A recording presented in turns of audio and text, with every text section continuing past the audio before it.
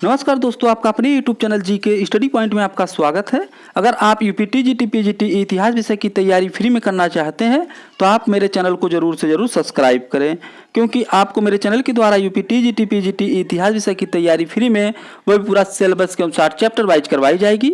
आज की इस वीडियो में दिल्ली सल्तनत की प्रशासनिक व्यवस्था से संबंधित जो भी महत्वपूर्ण प्रश्न परीक्षा में पूछे जाते हैं उन सभी महत्वपूर्ण प्रश्नों को आज की इस वीडियो में आप लोगों को बताऊंगा। तो चलिए आज की इस वीडियो को शुरू करते हैं। पहला प्रश्न देखते हैं, दिल्ली सल्तनत में राज्य का स्वरूप कैसा था? जो इसका सही उत्तर है वह है राजतंत्रात्मक। दिल्ली सल्तनत में राज्य का स्वरूप राजतंत्रात्मक था। राजा का पुत्र या राज परिवार से संबंधित व्यक्ति ही राजा की मृत्यु के पश्चात राजपद प्राप्त कर सकता था। अगला प्रश्न देखते हैं, दिल्ली सल्तनत में सर्वप्रथम किस शासक ने वंशानुगत राजतंत्र की नींव रखी? जो इसका सही उत्तर है वह है इल्तुतमिश। इल्तुतमिश ने अपने जीवन काल में ही अपनी पुत्री रजिया को अपना उत्तराधिकारी मनोनीत कर दिया था। अगला प्रश्न देखते हैं, इल्तुतमिश ने राजत्व के सिद्धांत को सुदृढ़ किया और अपने पद को मान्यता दिलाने के लिए तत्कालीन अब्बासी खलीफा से मंसूर प्राप्त किस सन में किया था? जो इसका सही उत्तर है वह है 1229 ईस्वी में। अगला प्रश्न देखते हैं, दिल्ली सल्तनत का प्रथम वैधानिक सुल्तान किसे माना जाता है? जो इसका सही उत्तर है वह है इल्तुतमिश। इल्तुतमिश ने ही सबसे पहले अब्बासी खलीफा से मंसूर प्राप्त किया था, इसलिए वह दिल्ली सल्तनत का प्रथम वैधानिक सुल्तान माना जाता है। अगला प्रश्न देखते हैं, कुलीनता में विश्वास के कारण ही किस शासक ने स्वयं को अफरासियाब का वंशज घोषित किया था? जो इसका सही उत्तर है वह है बलबन। अगला प्रश्न देखते हैं, दिल्ली सल्तनत का कौन सा शासक स्वयं को मोमिन उल खिलाफत कहलवाता था? जो इसका सही उत्तर है वह है अलाउद्दीन खिलजी। अलाउद्दीन खिलजी स्वयं को मोमिन उल खिलाफत कहलवाता था, जिसका अर्थ है खलीफा का दायां हाथ। अगला प्रश्न देखते हैं, दिल्ली सल्तनत का कौन शासक स्वयं को नासिर ए अमीर उल मोमिनीन कहलवाता था? जो इसका सही उत्तर है वह है अलाउद्दीन खिलजी, जिसका अर्थ है खलीफा का सहायक। अगला प्रश्न देखते हैं, दिल्ली सल्तनत के किस शासक का शासनकाल वजीराबाद का स्वर्ण काल था? जो इसका सही उत्तर है वह है फिरोज शाह तुगलक।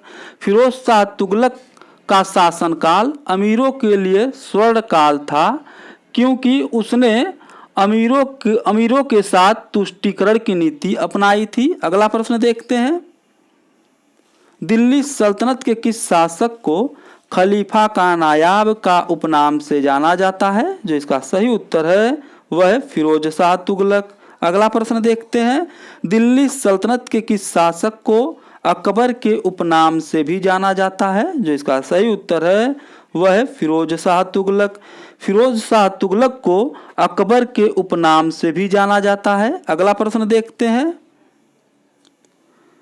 मिस्र के खलीफा से 2 बार मान्यता प्राप्त करने वाला प्रथम मध्यकालीन सुल्तान कौन था? जो इसका सही उत्तर है वह है फिरोज शाह तुगलक। अगला प्रश्न देखते हैं, दिल्ली सल्तनत में दीवान ए विजारत किसका कार्यालय कहलाता था? जो इसका सही उत्तर है वह है वजीर, जो लगान राज्य की आय एवं अन्य वित्तीय मामलों की देखरेख करता था। अगला प्रश्न देखते हैं, दिल्ली सल्तनत में किसके अंतर्गत एक मुस्तरीफ ए मुमालिक और मुस्तौफी ए मुमालिक होता था? जो इसका सही उत्तर है वह है वजीर, जो क्रमशः आय एवं व्यय की देखभाल करते थे। अगला प्रश्न देखते हैं, दिल्ली सल्तनत में किस शासक के समय में वजीर का पद महत्वपूर्ण था? जो इसका सही उत्तर है वह है इल्तुतमिश।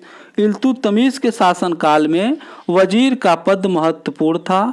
इल्तुतमिश का वजीर निजाम उल मुल्क जुनैदी था। अगला प्रश्न देखते हैं, दिल्ली सल्तनत में किस शासक के समय में वजीर की शक्तियां निम्न बिंदु पर पहुंच गई थी?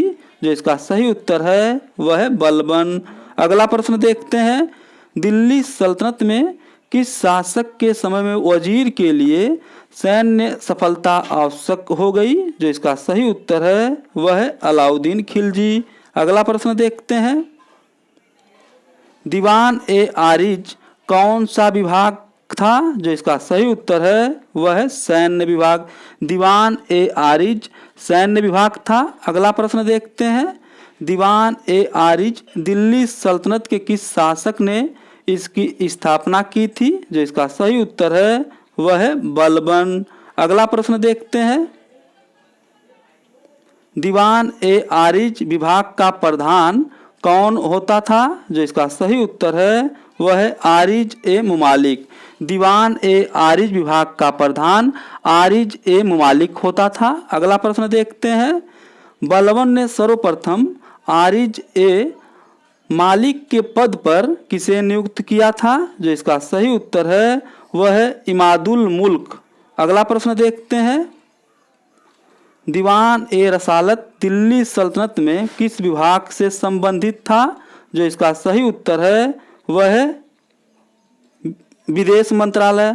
दीवान ए रसालत दिल्ली सल्तनत में विदेश मंत्रालय से संबंधित था।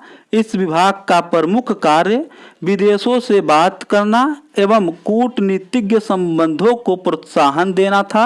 अगला प्रश्न देखते हैं।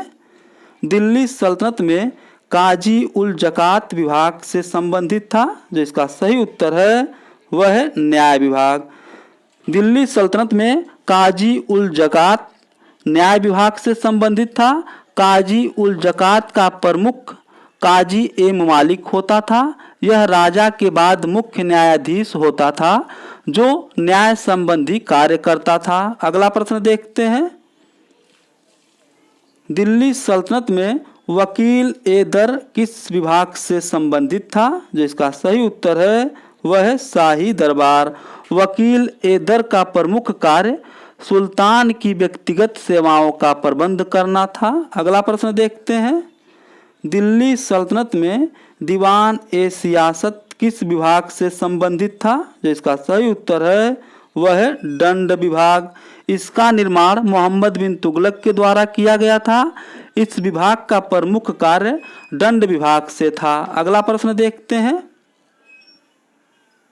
दिल्ली सल्तनत में ख्वाजा किस विभाग से संबंधित था? जो इसका सही उत्तर है वह है आय व्यय विभाग।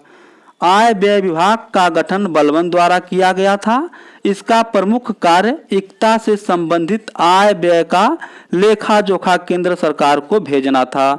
अगर यह वीडियो आपको पसंद आती है तो इसे लाइक और सब्सक्राइब जरूर करें, क्योंकि जब मेरी कोई अगली वीडियो बनेगी तो उसका नोटिफिकेशन सबसे पहले आपके यहाँ पहुँच जाएगा। दिल्ली सल्तनत का प्रशासनिक व्यवस्था से संबंधित अभी पार्ट 2 वीडियो बनाना है।